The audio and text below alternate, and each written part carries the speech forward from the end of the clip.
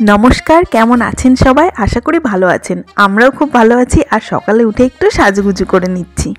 এখন দিদির বাড়িতে আছি, তাই সকালে উঠে আমার কোনো রান্নার চাপ নেই। তাই ছেলেকে নিয়ে সকালে ওকে উঠিয়ে ওকে একটু ফ্রেশ করে দিয়ে এখন চোখ মুখ ধুয়ে দিয়ে মাথাটা আঁচড়ে দিয়ে একটু টিপ পরিয়ে দিচ্ছি।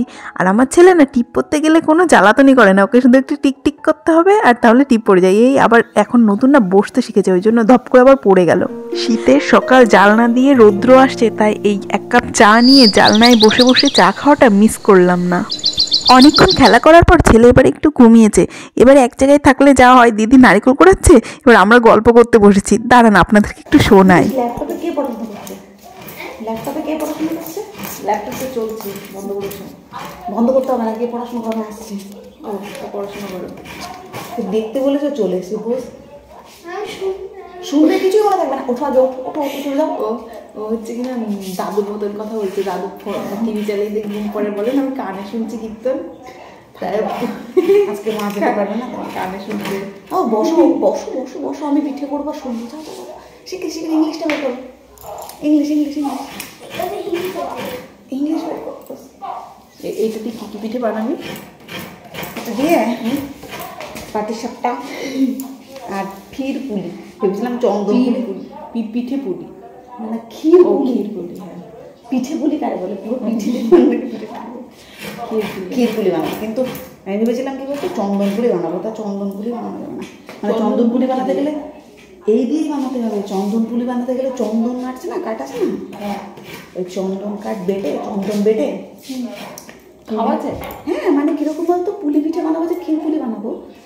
বানানোর পরে কড়াইয়ের মধ্যে, ওই গরম পুলির মধ্যে একটা বাটিতে করে চন্দন বেটে, চন্দনটা বাটির মধ্যে রেখে পুলির মধ্যে রেখে দিয়ে বাটিটা ঢেকে দিতে হবে, সারা রাত রাখতে হবে।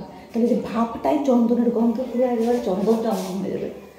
সকালবেলা খুললেই সারা ঘর মোমো করবে চন্দনের গন্ধ। কিন্তু ওই যদি বানায় তাহলে পুলি কাল সকালে খেতে হবে না ভাই। আচ্ছা বানা।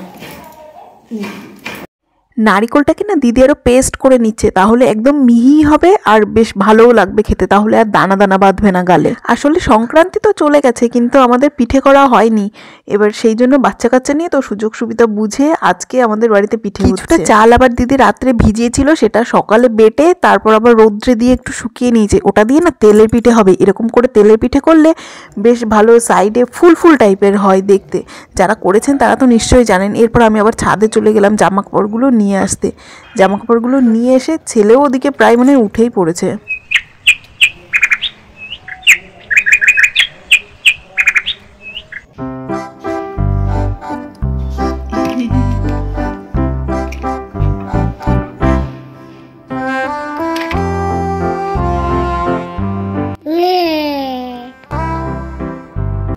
এখানে সব ব্যবস্থা চলছে। আগে হচ্ছে পুলি, এরপর হবে পাটিসাপটা, তারপর গিয়ে তেলের পিঠে।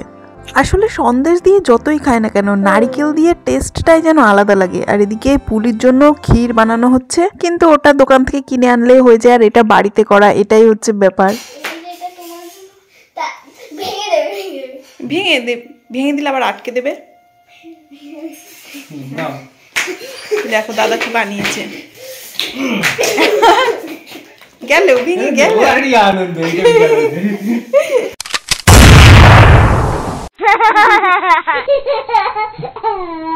ভাঙতে পেরে আনন্দ।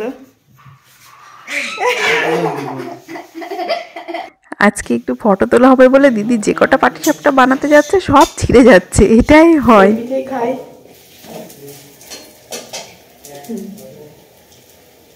না, টেস্ট তো ভালো হবে, ছিঁড়া গল্পে 3 কড়ি বনমালীকে বলেছিল পেটে খেলে পিঠে সয়, কিন্তু বেশি পিঠে খেলে পেটে সয় না। অবশ্য সময়ের সাথে সাথে এখন অল্পেতেই পেট মন দুটোই খুশি হয়ে যায়। যাই হোক, দিনটা ভালোই কাটলো। আপনারাও সকলে আনন্দে থাকুন, সকলকে আনন্দে রাখুন। দেখা হবে নতুন কোনো ভিডিওতে।